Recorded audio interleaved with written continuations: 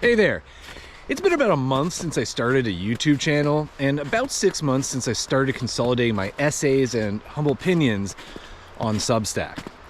And as it was family day this past weekend, I took a pause from doing videos and thought I would do a quick walk and talk check-in with you to share the journey so far, where I've been, and where I'm going. So far, 14 essays, 8 YouTube videos, plus a few experimental videos I just put on Substack, haven't moved over.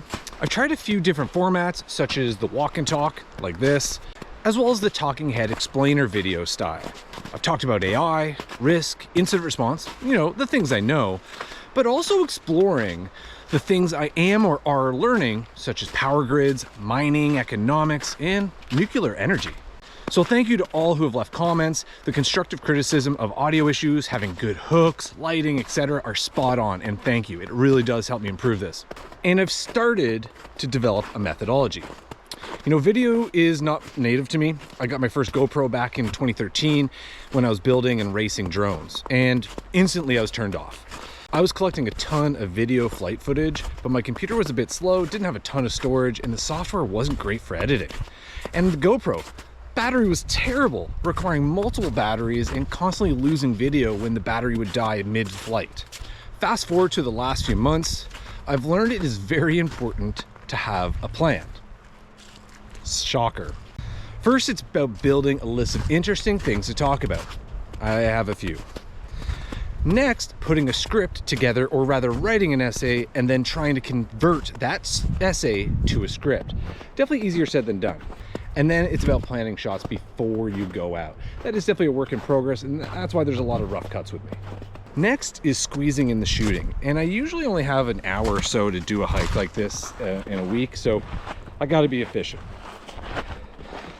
I started doing my videos with a regular unleaded iPhone 13, like 3 generations old now. But recently I was given a bunch of AV equipment, which has allowed me to start experimenting with it. But I've also recognized I need to get the basics down first before playing with a lot of this higher end kit. What blows my mind on this journey so far is that roughly 10 generations of GoPros later, their batteries still suck and they're still not great at dynamic lighting. Once the video is shot, editing, and this is the slog.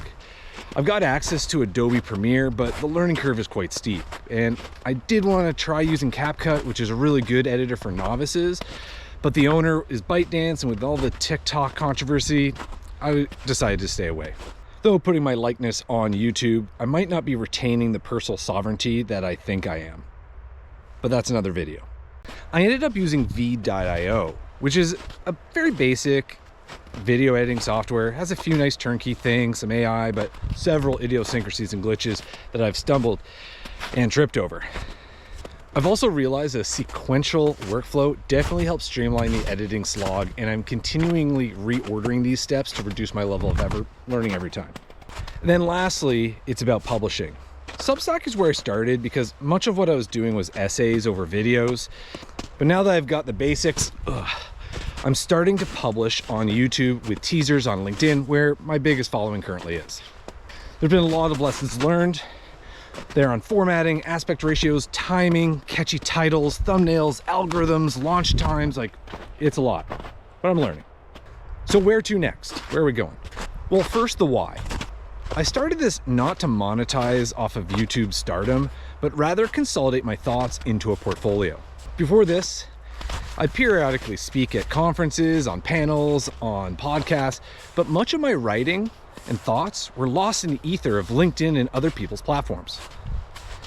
I love learning and experimenting in my home lab, but every time I would share an experiment or an epiphany, I was asked where they could read more.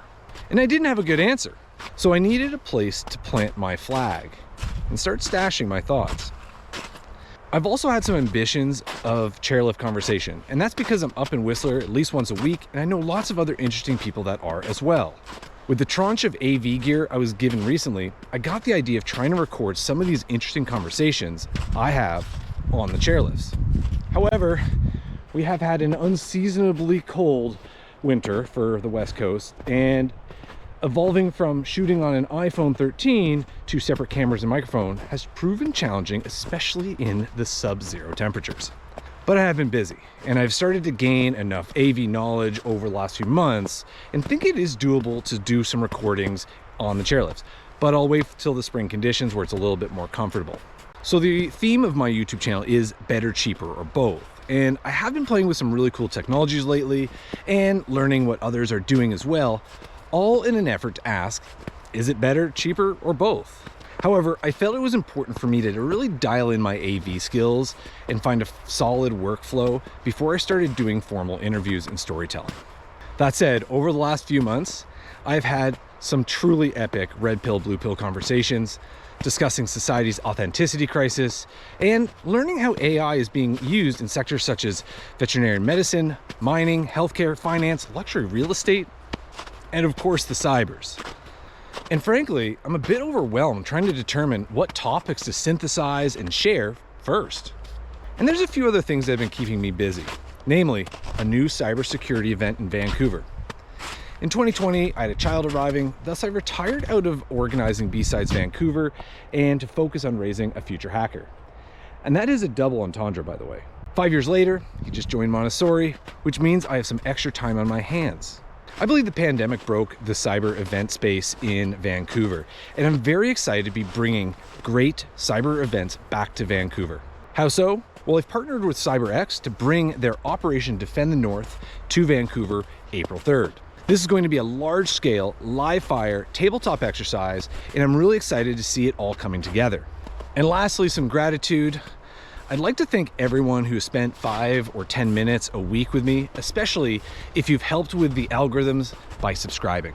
I'm amazed by the positive feedback and suggestions to help me turn my learnings and shower thoughts into content worth watching. So thank you. And with that, I will see you in the future.